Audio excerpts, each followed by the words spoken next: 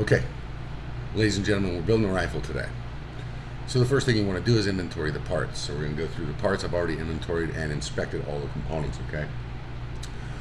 We've got this abomination because of the state that I live in. This is the pistol grip with a shark fin on it so that you can't actuate the safety or actually hold the rifle like it's intended to be held because our politicians are idiots. Then we've got the buttstock, okay? Lower receiver, we've got the Paul Howe Wilson Combat 4.5 pound 2-stage in it.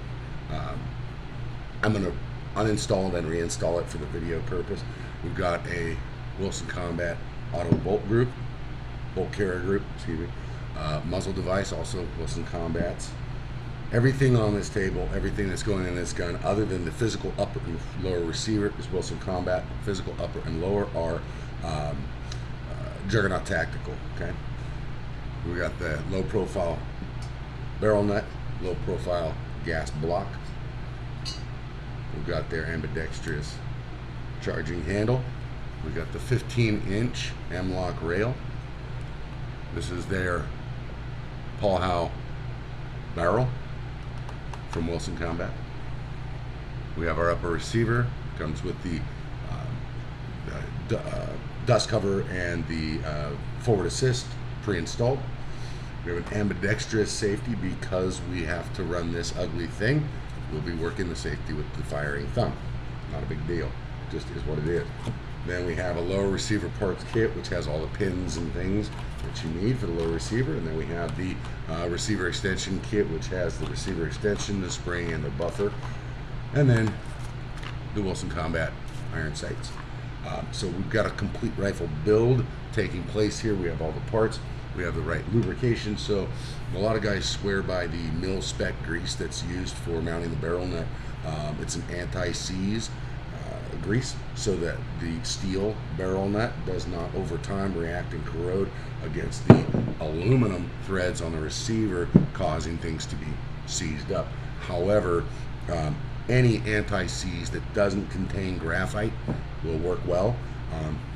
I like this WD-40 white lithium grease. Comes in a spray can, and then we've got red Loctite, we've got blue Loctite in the toolbox for the appropriate applications of those things. So I'm gonna get out the vise adapter for holding the receiver. Gonna get out the torque wrenches and get to work. One thing I forgot to mention, one of the preemptive steps to building a rifle is truing. I don't know if you can see that, but truing the face of the receiver right here, this surface, so that the barrel sets against it as flush as it possibly can. That gives you a better end result as far as accuracy goes, and it's not a hard step. All right, so now we get the barrel on and the barrel nut screwed on, and we're just going to torque it down. There we go. We're at 40 foot-pounds, so we got it torqued there. Hit it one more time. There we go. Okay. Set this down. Let's see if we line up with the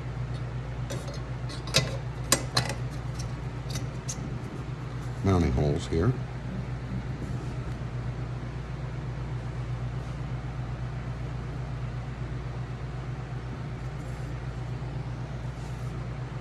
Yep, looks like they're good to go. So we're going to pull this back off.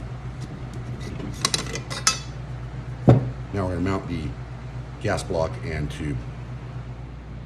All right, so we got the gas tube pinned into the gas block. Ain't going nowhere. Make sure the gas port is down. Now this thing is tight, so it's going to need to be tapped into place. Just a little though.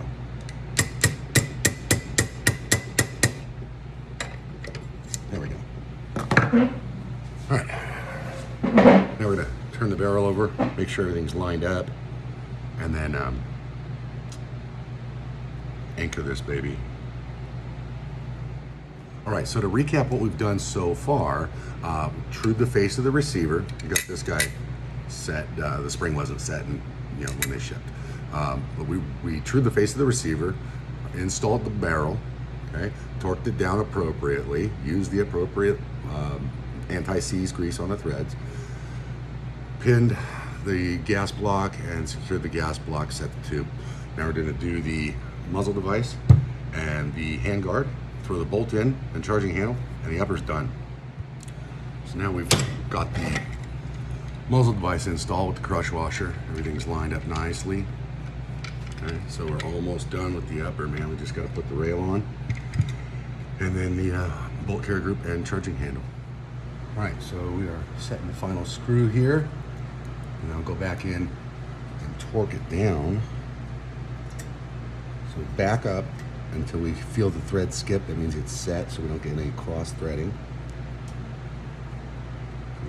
Here we go.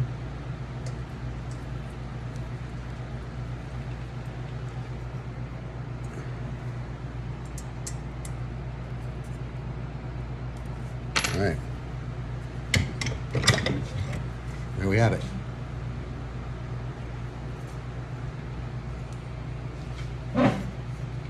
Complete upper receiver, just have to slap the bolt and the charging handle in. All right, now everything is Wilson Combat, except for the physical upper and lower receiver, but it is complete now. Now we're gonna get to work on lower. Now we're gonna take all these parts here and put them in this guy, and I'll show you each step of the way. Okay, just securing this buttstock now, or excuse me, the pistol grip. A little blue Loctite on the threads so it doesn't back out, go loose on you or do anything weird. Prior to putting the buttstock on,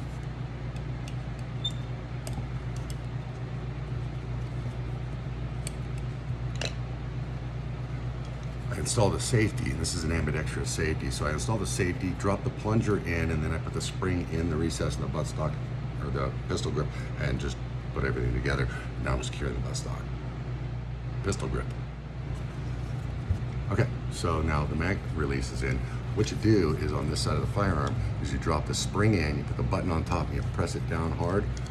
This thing pops out here, right? This mag catch, and you just rotate it until you have proper tension and proper functioning. So on these detents, guys, ladies and gentlemen, when you set the spring in, you put the little detent in and line it up. This is where it gets a little hairy and people end up shooting these things across the room. What I do is I take the pin and I put my thumb over the top and I trap that detent pin and press down and in, and it works every time. So on this rear pin, you put the pin in first, then the detent goes in the rear and the spring goes in the rear and everything's held by the buttstock. All right, so we just got the receiver extension on. Basically put the plunger and spring in here, and then you simply screw this thing on. The end plate's gonna retain that spring, and once you have your extension up to right about where the nipple is and still allows free movement here, you're gonna tighten your castle nut and stake it. And then we're gonna put the buttstock on it. And there it is. It won't go fully forward because of this stupid California grip, but there you go. There it is. I saved the worst job for last. It's this annoying little bastard, the bolt hold open or bolt catch, because you have to retain a spring in a recess here, and then you have to drive a pin through these little holes and try not to mark up your rifle. So it's just something that I take a little more time with. That's why I like to do it last. So one trick to doing this piece of work is taping off the receiver. I use electrical tape. You can use whatever kind of tape you want, as long as it's not duct tape, or you're gonna be trying to get glue off forever. But just to get it started, I like to also tape up a pair of needle nose pliers, open them up wide, utilizing this space here as leverage, and then sinking it to get this thing started. Then I put the bolt release and spring in here. Now I'll lay that's why I tape this all up. I'll lay a brass punch on its side and just tap until everything's together. But this is one of those instances where a little bit of prep work is gonna net you better results in the end. You're not gonna have scuff marks on the side of your receiver from slipping your punch or your hammer or whatever. And there we have it, okay? A complete lower receiver. Make sure everything works. That works. That works. That works. And when it functions, check the trigger. You press the trigger. Make sure that it fires. Keep it depressed. Clock it again. Listen for reset. Okay. Okay. Cool.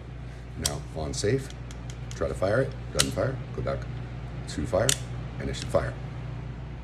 So here's the finished product. Yeah, box of parts became a rifle, and we're gonna take it out tomorrow. It's nice and solid. Solid build. Good looking rig. We're gonna put some glass on it and see what it's capable of after we do a proper barrel break-in. Okay. It is obviously a brand new barrel, so we're gonna do one shot, clean in between shots, do that for 5 shots, and then do 5 round groups, clean in between those, and then utilize some decent ammunition to get it rocking and rolling. It's bone dry, I haven't lubed it or anything yet, but everything works as it should. All right, outstanding. So that is a tutorial without all of the time-killing, mundane